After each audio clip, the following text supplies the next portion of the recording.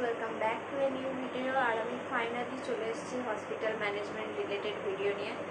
আমার তো এত রিকোয়েস্টেড ভিডিও ছিল যে আমি বলে বোঝাতে পারবো না। চলো আগে আমি শুরু করে নিই এসব না বকে। আর তোমরা যারা আমার ভিডিও একদম প্রথমবার দেখছো, যারা একদম নিউ, তাদেরকে আমি বলে রাখি, হাই, আমার নাম পারো। আর আমি হসপিটাল ম্যানেজমেন্টের স্টুডেন্ট। ওকে, সবার শুরুতেই বলে দিই যে আমি একজন হসপিটাল ম্যানেজমেন্টের স্টুডেন্ট। আমি হসপিটাল ম্যানেজমেন্ট করছি এখন। তো আমার কাছে আমি একদম ব্লগ বানাতাম, তো আমার কাছে অনেক রিকোয়েস্টেড ছিল যে ভিডিওগুলো বানানোর জন্য। তো আমি আজকে আমার হসপিটাল ম্যানেজমেন্টের একটা ওভারভিউ, যেটা কি না কি একটা জাস্ট সিম্পল ওভারভিউ, যাতে তোমাদের একটা ধারণা থাকে যেটা কি। তো আমি এই নিয়ে আজকের ভিডিওটা বানাবো। আমি না যখন উচ্চ মাধ্যমিক দিই, তারপর আমার কোনো ঠিক ছিল না যে আমি কী নিয়ে পড়বো বা কিছু। আমি হসপিটাল ম্যানেজমেন্ট ইউটিউবে বা গুগলে সার্চ করেছিলাম, আমি অনেক কিছু পেয়েছি, ঠিক আছে। এবার যখন আমি অ্যাকচুয়ালি হসপিটাল ম্যানেজমেন্ট করছি, এখন এখানে এসেছি, যখন আমি হসপিটাল সেক্টরে আছি, তখন আমি বুঝতে পারছি যে দুটো কতটা আলাদা। আমি দেখে এসেছি এক, আর এখানে হচ্ছে আর এক।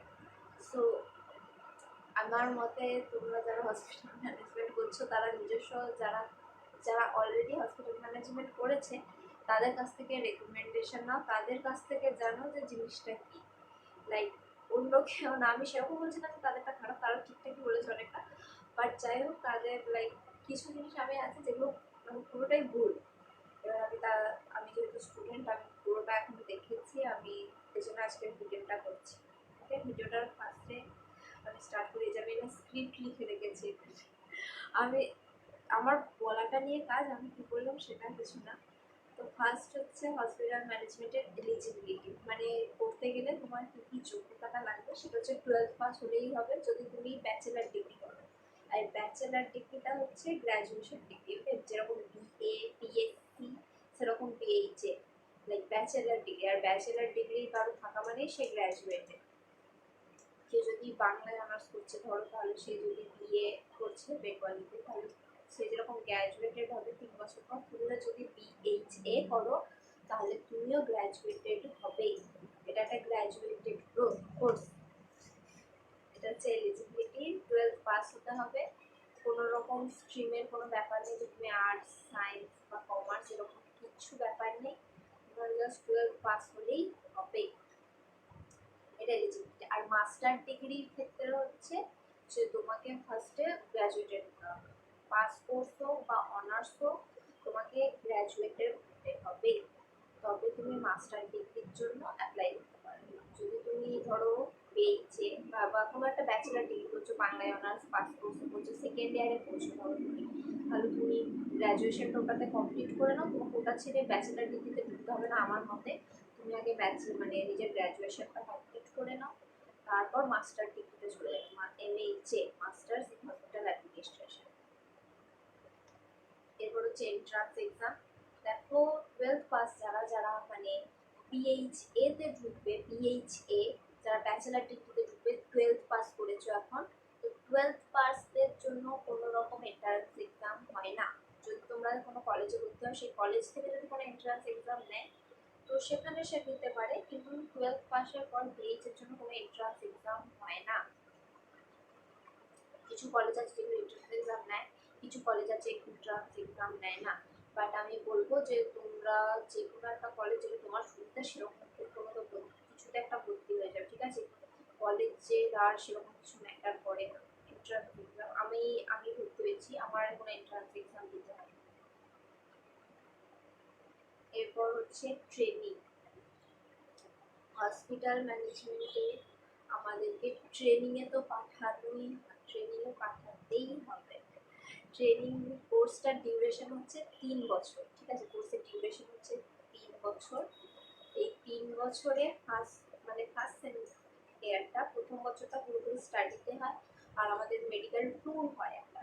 এবার ট্যুর, আমি আমার হসপিটাল ট্যুর নিয়ে একটা ভিডিও বানিয়েছি, একটা ব্লগ। তোমরা যদি চাও তো এই হসপিটাল ট্যুরটা দেখতে পারো। তো ওরকমভাবে কলেজ থেকে হসপিটাল ট্যুরে নিয়ে যায়, সব কলেজ থেকেই নিয়ে যায় একটা করে ট্যুরে। দুটো করে ট্যুর হয়, একটা হচ্ছে ফার্স্ট সেমিস্টারের, আর একটা হচ্ছে সেকেন্ড সেমিস্টারের। সেকেন্ড সেমিস্টার না, থার্ড সেমিস্টারের, সেকেন্ড ইয়ারের কাজ, ঠিক আছে। প্রথম দিকে আমাদের ফার্স্ট ইয়ারের মেডিকেল ট্যুর হয়ে গেছে অলরেডি। আমি সেটার একটা ব্লগও বানিয়েছি, যে তোমরা যদি কেউ ইন্টারেস্টেড থেকে থাকো তো তোমরা ওই মেডিকেল ট্যুরের ব্লগটা দেখতে পারো। হসপিটালের ওটা আইপিসিটি দুর্গাপুরে নিয়ে গেছিলো আমাদের। এরপরে আবার একটা ট্যুর হবে, সেটা মনে হয় সেপ্টেম্বর এরকম করে আমাদেরকে নিয়ে যাবে, সেটারও আমি ব্লগ করবো যদি পারি তো। এখন এরকম করে মেডিকেল ট্যুর হবে, দুটো মেডিকেল ট্যুর হবে, একটা হচ্ছে ফার্স্ট সেমিস্টার, একটা সেকেন্ড সেমিস্টারে। তারপর যখন থার্ড সেমিস্টার হবে, থার্ড সেমিস্টারের পরে ট্রেনিংয়ে পাঠাবে। ট্রেনিংয়ে পাঠানো হয়, সেটা হচ্ছে মানে কলেজে পড়াটোড়া হয় না, পড়াটোড়াগুলো মনে হয় পড়াটোড়াগুলো ফোনেতে পিডিএফ দিলে ম্যাম অনলাইন ক্লাস করায়, বাট বাকিটা হয় তখন ট্রেনিং পুরো 6 মাসের বা 2 মাসের বা 1 মাসের জন্য ট্রেনিংয়ে পাঠিয়ে দেয় আমাদেরকে। ওটা হচ্ছে সেকেন্ড ইয়ারে, ফার্স্ট ইয়ারে ট্রেনিংয়ে পাঠায় না, খুব কম কলেজে আছে যারা আমাকে পাঠাবে, বাট আমি যতদূর জানি পাঠায় না। ফার্স্ট ইয়ারে ওরা ট্যুর হয় বা পড়াশোনার প্রতি যায়, ওই ট্রেনিংয়ে পাঠায় না। সেকেন্ড ইয়ারে ট্রেনিংয়ে পাঠায়, সেকেন্ড ইয়ারে এবার ট্রেনিংয়ে পাঠাবে। ওটা ডিউরেশন হয় প্রায় 2 মাস, 2 মাস থেকে স্টার্ট, 2 মাস, 3 মাস, 6 মাস, যতটা পাঠাবে পাঠাবে। আমাদের কলেজ থেকে 6 মাসের পাঠায়, একদম মানে গোটা সেমিস্টারটা ওখানে 6 মাসের পাঠিয়ে দেয়। তারপর আবার এসে এক্সাম দিই, এক্সাম দিয়ে আবার ফিফথ সেমিস্টারটা এখানে কাটায়, পুরো সিক্স সেমিস্টারটা আবার আমাদেরকে 6 মাসের জন্য ট্রেনিংয়ে পাঠায়। ডুয়াল ইন্টার্নশিপ হয়, ডুয়াল ইন্টার্নশিপ। ফার্স্ট ইয়ারে দুটো মেডিকেল ট্যুর গোটাটা মানে কলেজে, সেকেন্ড ইয়ারে 6 মাসের জন্য মানে কলেজে ক্লাস হয়, 6 মাস ট্রেনিংয়ে পাঠিয়ে দেয়। সেই টাইমে যখন ট্রেনিংয়ে থাকে তখন অনলাইন ক্লাস হয়, অনলাইনে পিডিএফ সব শেয়ার করে দেয়, সেইভাবে পড়াশোনা হয়। তারপর একদম যখন এক্সাম থাকে, এক্সাম দিয়ে ঠিক হয়ে যায়। আবার ফিফথ সেমিস্টারে ক্লাস হবে, আবার যখন সিক্স সেমিস্টার তখন আবার অন্য একটা জায়গায় ট্রেনিংয়ে পাঠিয়ে দেয়। আর এই লাস্ট ট্রেনিং যেটা, সেটা হচ্ছে অন জব ট্রেনিং বলে থাকে। তো এই অন জব ট্রেনিংয়ে ওটা খুবই ইম্পর্টেন্ট। ওটা হচ্ছে মানে যেখানে পাঠাবে সেখানে ট্রেনিং এর পর জব পেয়ে যাবে, এরকম একটা ব্যাপার থাকে। তো ওইটা হচ্ছে লাস্ট ট্রেনিং, দুটো ট্রেনিং। ফার্স্ট ট্রেনিংটা হচ্ছে শেখানোর জন্য যে ভালো কোনো জায়গা, সেকেন্ডেরটাও ভালো জায়গাতেই, বাট সেকেন্ডেরটা হচ্ছে জব ট্রেনিং, একদম ওখান থেকে যদি প্লেসমেন্ট হয়ে যায় তো ভালো। এবার হচ্ছে ফিজ ডিপেন্ড করে, ঠিক আছে, কত টাকা লাগবে সেটা পুরোপুরি ডিপেন্ড করে কলেজের উপর। কিছু কিছু কলেজ আছে যেগুলো প্রায় 5 লাখের উপর নিয়ে যায়, মানে যে আমি যদি বলি বিএনএসএইচএম নলেজ ক্যাম্পাস, খুবই ভালো কলেজ। এবার ওই কলেজটা পুরো নেয় হচ্ছে 5 লাখের। তারপর আসছি অন্য কলেজ, যেরকম সল্ট লেকের কলেজগুলো আছে, আইএম, টেকনো ইন্ডিয়া, আইআইএইচএম, আইসিএইচএম, এই কলেজগুলোর রেঞ্জ থাকে 3,45,000 থেকে 4 লাখ টাকা। আমি যেটাতে পড়ছি সেটা 3,45,000 টাকায়। এবার এবার একটা ব্যাপার থেকে, অনেক কলেজে স্কলারশিপের ব্যাপার থাকে। তো তোমরা যারা একটু মানে ফিনান্সিয়ালি, তাদের ফ্যামিলিতে একটু প্রবলেম আছে, তাদেরকে আমি সাজেস্ট করবো যে যেই কলেজে স্কলারশিপের একটা ব্যাপার আছে সেই কলেজের সাথে কন্ট্যাক্ট করতে, কারণ তারা অনেকটা কমিয়ে নেয়। তো তোমরা যারা আছো তারা দেখুন স্কলারশিপ কোথায় আছে। স্কলারশিপের ব্যাপার হলে 2,90,000-এর মধ্যে কাজ মিটে যায়, বা 2 লাখের কাছাকাছি কাজ মিটে যায়। এটা হচ্ছে ফিজের ব্যাপার। ফিজ হচ্ছে 5 লাখ অব্দি যেতে পারে, 3 লাখ অব্দি যেতে পারে। আর যদি স্কলারশিপের ব্যাপার থাকে যে স্কলারশিপের জন্য একটা করে এন্ট্রান্স এক্সাম, মানে এক্সাম দিতে হয়। স্কলারশিপ কলেজ নিজে থেকে একটা এক্সাম নেই, যেটাতে পাস করলে তো ওরা তোমার স্কলারশিপ দেয়। তুমি যদি 5-6টা কলেজে ট্রাই করো, 5-6টা এক্সামটা একসাথে লেগে যাবে। এবার হচ্ছে জব স্কোপ। আমার মতে জব স্কোপ ভালো। জবটা পুরোপুরি নিজের উপর মানে ডিপেন্ড করছে। তোমার কলেজের প্লেসমেন্ট বলতে, কলেজ হচ্ছে তোমাদেরকে শুধু ইন্টারভিউয়ের ব্যবস্থা করে দেবে, কেমন? কলেজের কাজ হচ্ছে তোমাকে শুধু একটা ইন্টারভিউয়ের ব্যবস্থা করে দেবো, বাকিটা তোমার উপর নির্ভর করছে। 5-6টা ইন্টারভিউ তোমাদেরকে মানে দেবে। এবারে 5-6টা ইন্টারভিউ তোমাদের ক্র্যাক করে একটা তো পেয়ে যাবেই না। 3 বছর ধরে ট্রেনিং করে পড়াশোনা করে একটা পেয়ে যাবে। মানে জব বলতে, জব আমরা থার্ড ইয়ার থেকে যে বললাম ট্রেনিংয়ে পাঠায়, ওই ট্রেনিং থেকেই জব হয়ে যায়। এবার কারো যদি সেখান থেকে না হয়, এবার কলেজ থেকে প্লেসমেন্টের জন্য অনেকগুলো ইন্টারভিউর ব্যবস্থা করে দেয়। এবার সেই ইন্টারভিউগুলোতে যেতে হয়। এবার সেই ইন্টারভিউতে প্রায় 5-6টা প্রায় ইন্টারভিউয়ের ব্যবস্থা করে দেয়। এবার এই 5-6টার মধ্যে একটাতে হয়ে যাওয়া লাইক অনেকটা পসিবিলিটি আছে, 90% পসিবিলিটি আছে যে ওখান থেকে জবটা হয়ে যাবে।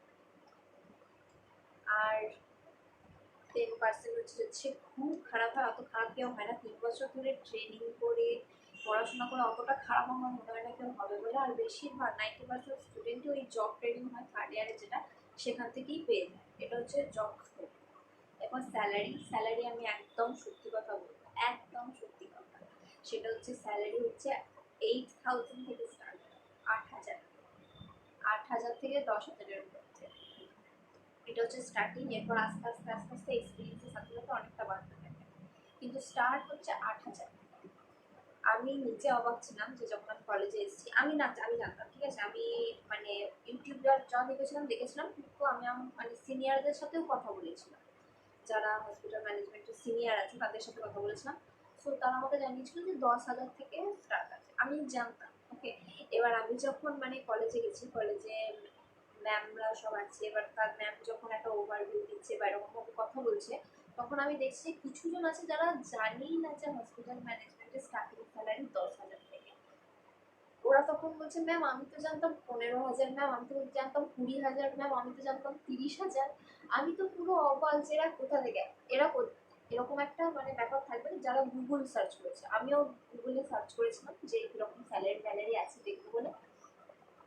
তো গুগলে এরকমই দেখাচ্ছে 20 থেকে 30,000 এরকম টাইপের স্যালারি দেখাচ্ছে গুগলে। ওরা সব গুগল থেকে দেখে এসছে, প্লাস ইউটিউব দেখে এসছে। ইউটিউবেও আমি অনেক ভিডিও দেখেছি যেখানে বলেছে এরকম টাইপের স্যালারি বা এই কিছু, বাট আদেও এরকম না। আমি যেরকম হসপিটাল ম্যানেজমেন্টে এখন আছি, তো আমি অনেস্টলি যা বলবো অনেস্টলি বলবো, কারণ আমি যখন মানে 12 দিয়েছিলাম আমাকে গাইড করার মতো কেউ ছিল না, ঠিক আছে। আমি জানতাম না যে কী হবে না হবে, কোনো গাইডেন্স কিছু ছিল না, বা হসপিটাল ম্যানেজমেন্ট সম্পর্কে আমার লাইক 10% ধারণাও ছিল। তো আমি এখন ভিডিও বানাচ্ছি যে যারা আছো, যারা এই বছর 12 দিয়েছো বা পরের বছর দেবে বা তারও পরের বছর দেবে। আমি তো মাধ্যমিকের পর থেকে কেরিয়ার নিয়ে ডিসাইড করা স্টার্ট করেছিলাম, আমি হসপিটাল ম্যানেজমেন্ট মাধ্যমিকের পরেই ঠিক করে নিয়েছিলাম। তো তোমরা যারা আছো তাদের যেন হেল্প পাবে সেই হিসেবে আজকের ভিডিওটা বানিয়েছি, যাতে একটা মানে আমি আজকে যে ভিডিওটা বানালাম সেই ভিডিওতে আমি যে কথাগুলো বললাম সেগুলো পুরো অনেস্ট, সেগুলো মানে আগে যেরকম হয় জিনিসটা সেটাই বলি, যে কীরকম ট্রেনিং, কীরকম জব স্কোপ, কীরকম মানে এলিজিবিলিটি, কীরকম ফিজ, কত ফিজ, স্কলারশিপ করলে কত পড়বে বা এমনি কত রেঞ্জ হয় সেটা। বা স্যালারি একদম অনেস্টলি বললাম 8,000 টাকা, বেশি এক্সপেক্ট করো না, স্যালারি এটাই। তো আজকের কি বলতে গেলাম এই যে আমি কত কিছু লিখে রেখেছি। আমি এরকমভাবে বলছি eligibility, entrance exam, training, job scope, salary, আর আজকের ফি। এটা হচ্ছে আজকের এগুলো টপিক। আর আমি না এগুলো নিয়ে আরও ডিটেলস আলোচনা করতে চাই, ঠিক আছে। এগুলো না এত সহজে একটা 12-13 মিনিট বা 10 মিনিটের ভিডিও তো বলা যায় না। তো আমি আরও ডিটেলসে বলতে চাই। তো একটা টপিকের উপর, যেমন এলিজিবিলিটির উপর একটা আলাদা টপিক হবে, একটা ভিডিও হবে, এন্ট্রান্স এক্সামের ওপর একটা আলাদা ভিডিও হবে, ট্রেনিংয়ের ওপর একটা আলাদা ভিডিও হবে, জবের ওপর একটা আলাদা ভিডিও হবে, স্যালারির ওপর একটা ভিডিও হবে, ফিজের ওপর একটা ভিডিও হবে। সব কটা টপিক যেগুলো আছে না, এই টপিকগুলোর উপর একটা একটা করে ভিডিও আমি বানাবো। তো তোমরা যারা আমার চ্যানেলটাকে সাবস্ক্রাইব করোনি এখনো পর্যন্ত, তারা প্লিজ সাবস্ক্রাইব করে নাও, কারণ ভবিষ্যতে আমি এগুলো নিয়ে একটা একটা করে মানে আলোচনা করবো, অনেকগুলো ভিডিও হবে। তো যারা ইন্টারেস্টেড তারা প্লিজ সাবস্ক্রাইব করে নাও, যাতে পরের ভিডিওগুলো আমি যখন দেবো, আমি এর পরপরই দেবো ভেবেছি একদম ভিডিওগুলো, তো তোমরা যাতে দেখতে পারো, কেমন। তো অবশ্যই চ্যানেলটাকে সাবস্ক্রাইব করে নাও। টাটা।